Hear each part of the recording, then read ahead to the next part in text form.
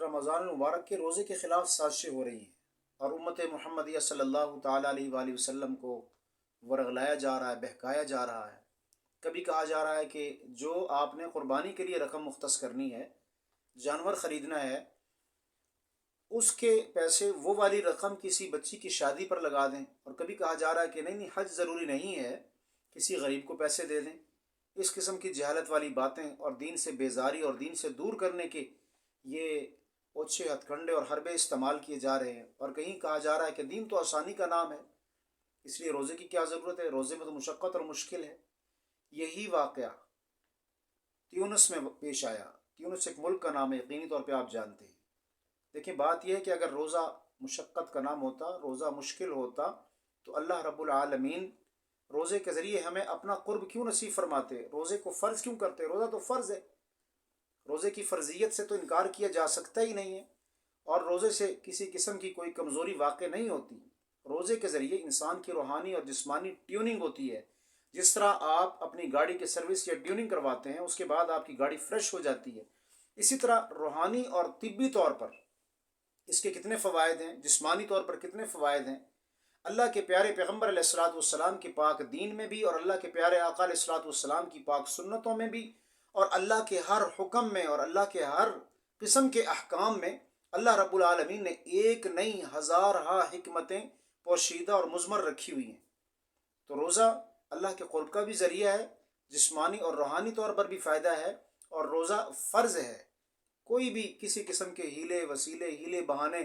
یہ وہ اگر آپ کے سامنے حجتیں پیش کرے تو خدارا اس قسم کی باتوں میں آپ نے ہرگز نہیں آنا۔ تیونس کے علاقے میں کچھ عرصہ پہلے وہاں کی حکومت نے، وہاں کے حکمران نے نام نہاد علماء کو، جو کہ ہر ملک میں غامدی جیسے اور جیلمی جیسے مل جاتے ہیں، نام نہاد علماء کو اکٹھا کیا، اور انہوں نے کہا کہ لوگوں کی کسی طریقے سے برین واشنگ کی جائے، ذہن سازی کی جائے کہ روزہ مشقت کا نام ہے، یہاں گرمی زیادہ پڑتی ہے، اتنا طویل ٹائم ہوتا ہے، دفتری ملازم، یہ سرکاری ملازم لوگ، ان کے لیے آنا جانا اور مشقت کے ساتھ ورک کرنا بہت مشکل ہے، تو لہٰذا کچھ گنجائش نکال کر فدیہ دے دیا جائے اور روزے سے رخصت لے لی جائے، روزے کی چھٹی کر دی جائے، روزہ نہ رکھا جائے۔ تو انہوں نے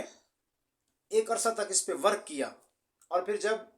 انہوں نے وہاں کے ایک بہت بڑے عالم جن کا نام الشیخ طاہر ہے، ان کے ذمہ ڈیوٹی لگائی کہ آپ میڈیا پہ آ کر، آپ ٹی وی پہ آ کے اعلان کریں اور کہیں کہ آپ فدیہ ادا کر سکتے ہیں، یہاں گرمی بہت زیادہ ہے وغیرہ وغیرہ، دنیا کے حالات تبدیل ہو چکے ہیں، پہلی والی باتیں نہیں ہیں، پہلی والا دور نہیں، اس قسم کی باتیں انہیں سمجھائی پڑھائی۔ ان کا ایک نام بھی تھا۔ تو جس وقت وہ میڈیا کے سامنے آئے اور حکومت کی طرف سے اعلان کرنے لگے، تو ان کے قلب میں اللہ نے خشیت ڈالی تھی، اور حقیقی جو عالم ہوتا ہے اس کا قلب بھی پاک ہوتا ہے، اس کا ظاہر بھی پاک ہوتا ہے، اس کا باطن بھی پاک ہوتا ہے، اس کے قلب کا تعلق اللہ کے ساتھ جڑا ہوا ہوتا ہے، اور اس کے دل میں اللہ کا خوف ہوتا ہے۔ اور جس کے دل میں اللہ کا خوف ہوتا ہے، دنیا کا خوف نہیں ہوتا۔ جس کے دل میں دنیا کا خوف ہوتا ہے، اس کے دل میں اللہ کا خوف نہیں ہوتا۔ تو حکومت وقت نے سمجھا، حکومت کے وزراء اور مشیروں نے سمجھا کہ شاید کہ روزے کی منسوخی کا اعلان کر دیں گے، اور روزے کے بدلے میں فدیہ دینے کا اعلان کر دیں گے، اور ہمارے ملک میں روزے کی عام رخصت ہو جائے گی۔ تو جب انہیں سامنے لایا گیا اور انہوں نے جس وقت اپنی گفتگو کا آغاز کیا بسم اللہ پڑھ کے، تو بسم اللہ پڑھنے کے بعد انہوں نے قرآن کی وہ آیت تلاوت کی جس سے روزے کی فرضیت ثابت ہوتی ہے۔ یا ایھا الذین آمنوا کتب علیکم الصیام کما کتب علی الذین من قبلکم لعلکم تتقون۔ اس سے روزہ کی فرضیت ثابت ہوتی ہے کہ اے ایمان والو، تم پر رمضان المبارک کے روزے فرض کیے گئے جیسے کہ تم سے پہلی امتوں پر روزے فرض کیے گئے۔